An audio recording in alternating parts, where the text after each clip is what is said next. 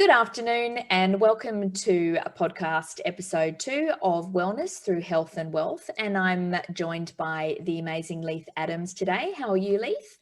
Yeah, I'm great, thanks, Nicola. In fact, if it gets any better, I'm going to have to hire someone to help me enjoy it.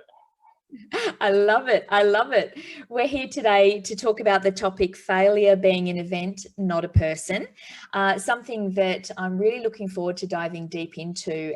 It's a mindset shift that we need to work through with a lot of small business owners and just people in general, because it can really affect the quality of life people have. Now, I want you to dive deep with us today in your view on why failure being an event, not a person, is really important for people to remember. Well, I guess, Nicola, it all started off when I wrote my book. A good friend of mine encouraged me to write my story, which I balked at the idea for a number of years until I got to the point where I thought, okay, rightio, put a line across the page, and 9 months later I'd written my book. And the quote that I coined in the book was, if at first you don't succeed, don't be so surprised. Get up, dust yourself off, take a deep breath, refocus and have another go. And I guess that's pretty much the premise of what we're talking about, is that failure is not a person, it's an event.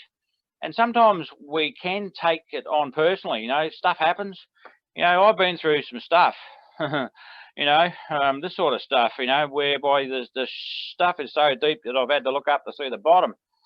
And unfortunately, sometimes our heaviest critics are people who are closest to us, family and friends. And even though they mean well, they say stuff to us that doesn't really help us deal with the situation.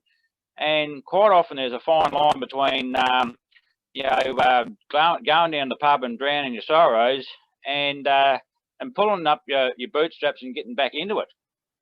Yeah, that's 100%. And the book that you're referring to is The Father Balance, which I have a copy of here, best-selling Amazon book available to purchase online now.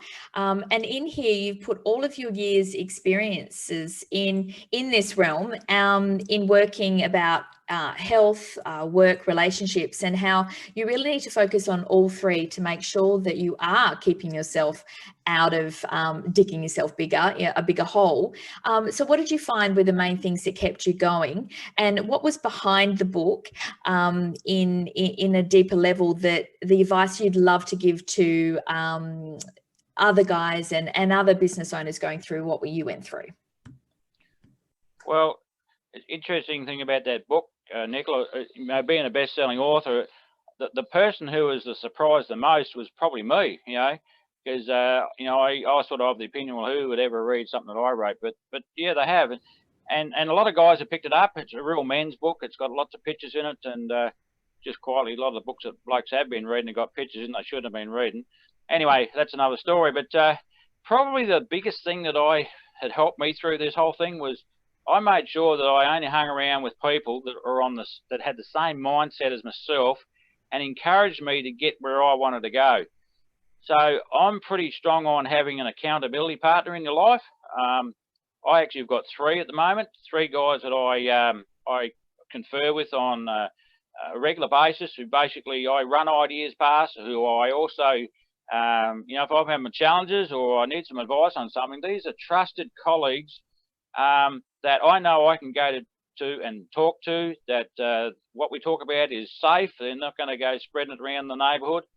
And that's been one of the biggest things that's helped me get through some of the adversity that I've had to go through.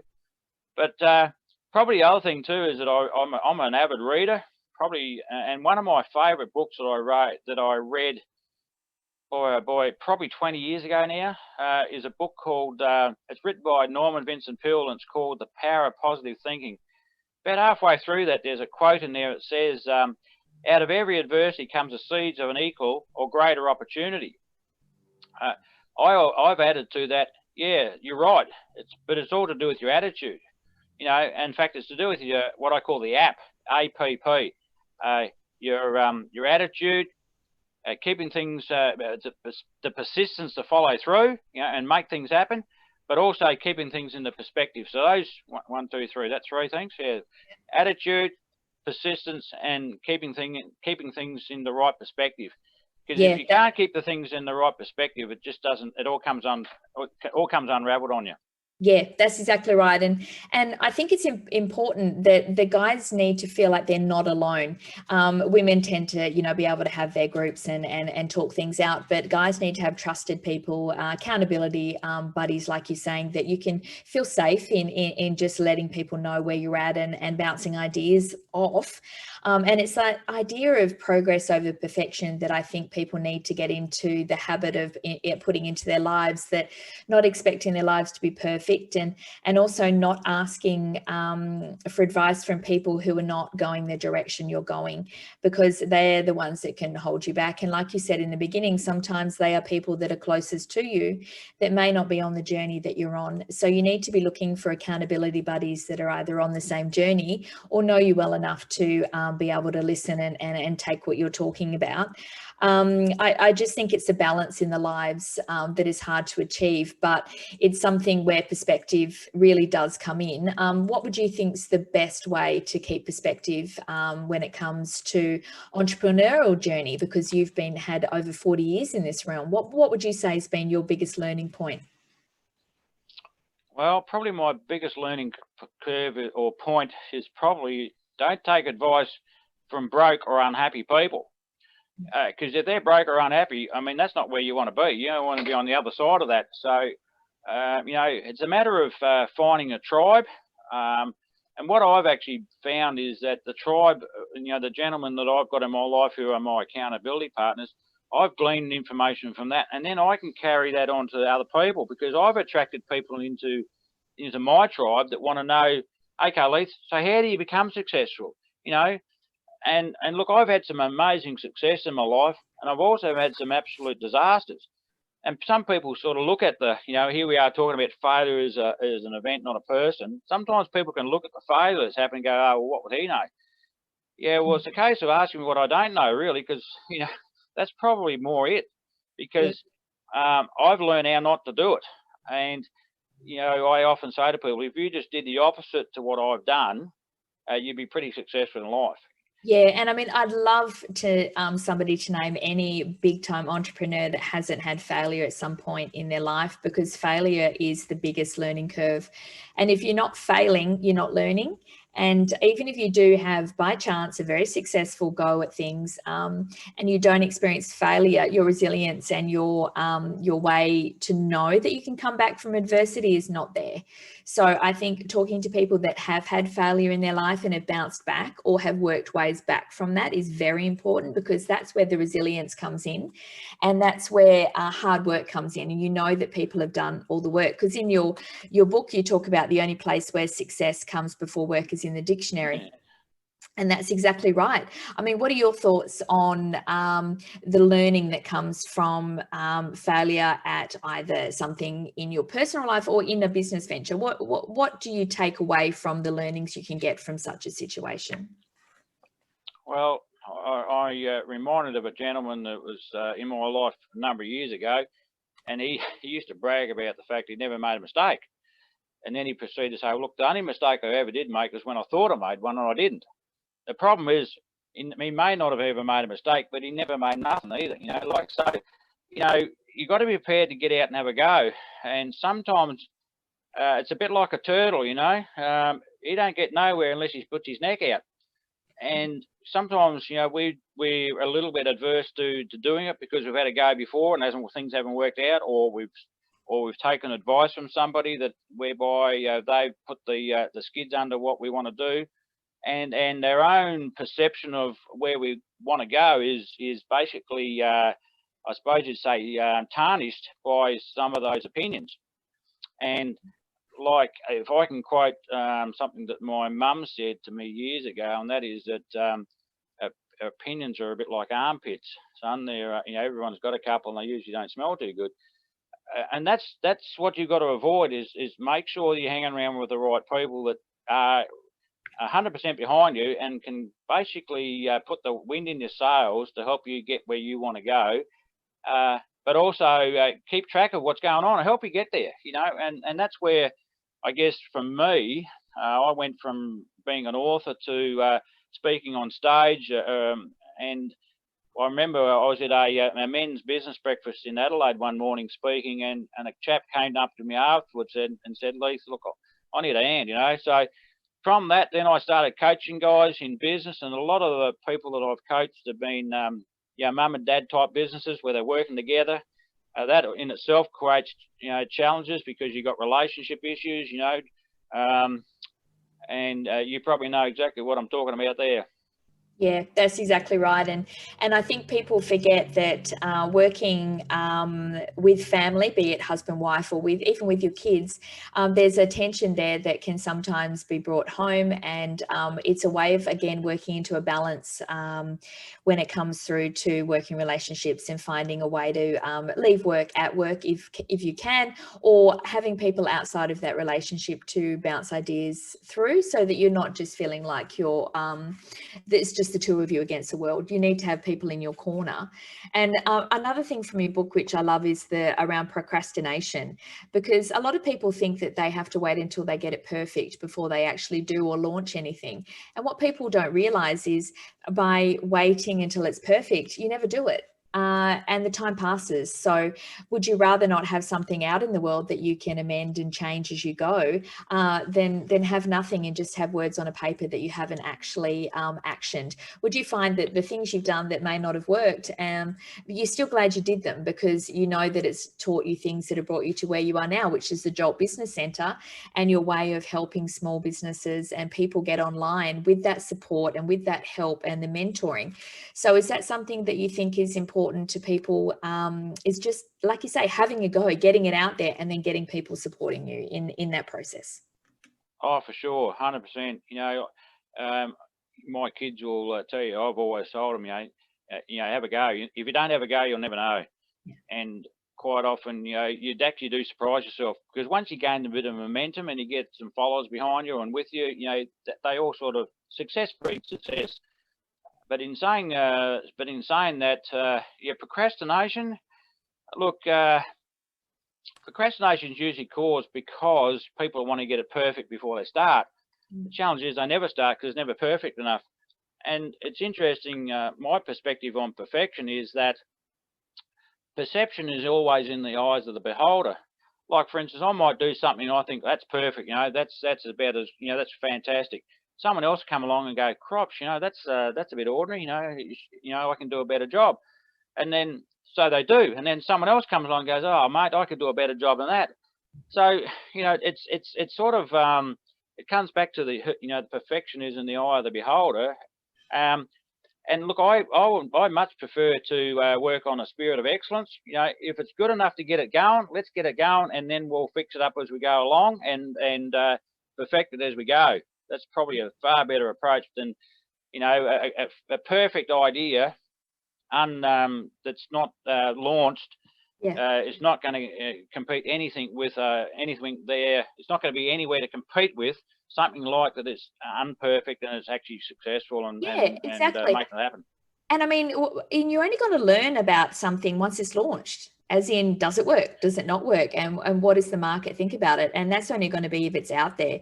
And in your book, you talk about don't be a snoop, susceptible to the negative opinions of other people. And that's exactly what I think we're talking about here. Be confident in yourself and what you believe in, and stop being detracted by everyone else, because it'll always be, like you say, a well-meaning family friend that just wants to have a word about, why are you doing that? Why are you charging that? Why would you even try and do that? But remember, that's on their limiting beliefs. It's on their internal dialogue that those things are coming. Yours is completely different. So be a little more in tune with your own dialogue and what that means, because if you are totally removed or driven by other people's opinions, I mean, where are you ever going to get? Because everyone's opinions are all based on their experiences. So it's never going to be authentic to you. So that's why I think, guys out there, if you're really looking to get some really some help from someone who's been there in a way that's easy to read and very easy to refer back to at times, The Father Balance is the way to go, available on online and Amazon bestseller. So definitely something that you'd be adding to your bookshelf. And from there, we've taken the journey over these 40 years of entrepreneurship into the Jolt Business Centre. Now, this is where, because online business is where it's at the moment in regards to people starting businesses, in regards to people growing their already businesses that are happening. So the Jolt Business Centre is mentorship, membership available to help people learn and earn while they learn. So I think, what can the Jolt Business Centre bring to people who are looking for that support and people who are on the same journey as them? And that's more or less why you built the Jolt Business Centre, to help people along that journey. Is that correct? Correct, Nicola. Yeah, absolutely correct. Look, I guess one of the things that I found is that look, and I've done a lot of stuff online over the years.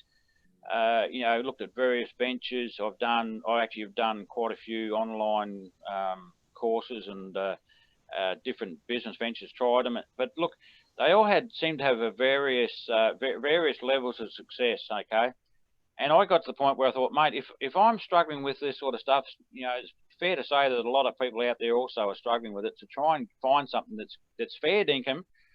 And for those of you that are watching this podcast who aren't Australian, fair dinkum means, you know, is it true? Is it just? Is it going to work? You know, so a bit Aussie slang there. But what I found was that a lot of people are struggling trying to find an opportunity that really is profitable.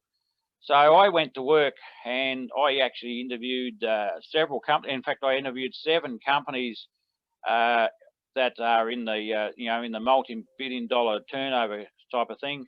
And I was looking for a company that I could associate myself with, who was going to be around for longevity, who was going to pay me what I was worth, not what they thought I was worth. And also that anyone that that I basically referred them to could also take advantage of that opportunity. So what we designed is a purely automated system where it's basically plug and play. In fact, it's plug and earn, really. So that you know, you can set it up at the on your phone, and you can actually earn while you learn. And plus, what we've done is taken all the hard work out of all the suppliers as well, so that we've actually chosen for people a reputable supplier that will help them earn quite a sizable income without them putting in the normal 40-hour grind. You know, so as far as I'm concerned, it's Australia's best kept secret. Yeah, and that's exactly right. These are things where plug and play is the way to go. Automated systems are where marketing and online businesses are these days, because of the fact that you can work from anywhere, you can work from your phone, and it can be worldwide and it can be automated. And this is the future of business. And you've taken that experience from your years of entrepreneurship to realize that this is where you want to be, in what realm, and you've created a platform for other people to jump on board that need the mentorship, because you've taken the time to develop it, and that's part of the program that you offer. Now, there's heaps you can learn about the Jolt Business Centre, and we'll be putting links below in the bio for this YouTube video, and you can follow all the socials for Jolt Business Centre to find out more. Is there a final point that you think those looking to jump into online small business, it might be something that they're doing a side hustle. They might be at uni and they might want to make some extra money. They might be a mum and they might be looking to make some extra money to fill the household for holidays, etc. Or you might be wanting to go all in and make this a full-time gig. What would you think would be the words of advice if they were thinking about jumping on board with the Jolt Business Centre? Well, from my perspective and what I've seen so far, this is a machine that can give you massive results. You know, if you're looking to change some major things in your life, you know, whatever it is, maybe you're after a new car or a new house, or, you know, go on a major holiday, or for some of those who are facing retirement, you know, who want to, perhaps the superannuation fund is not as topped up as they might like to think it was. You know, this can actually fix that, and it's really quite simple to do. You know, we've made it so it's basically just follow the track. We've actually laid down a track for you to follow. Just follow that and it'll work for you. Yeah, and that's exactly right. And you'll be there every step of the way with those that join the Jolt Business Centre on their journey. As you say, they can earn whilst they learn, and what you put in, you get out. So the more you learn, the more you can earn. And that's, I think, really imperative these days for people looking for a lifestyle that can work for them and not be stuck with a 9-to-5 grind, as we call it. Well, it's been awesome to talk to you again today about all things wellness through health and wealth, making sure we're covered in the balance.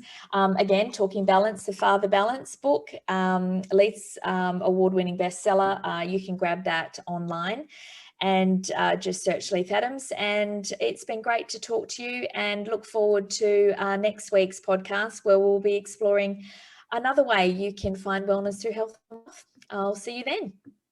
See you later. Thanks, Nicola. Bye.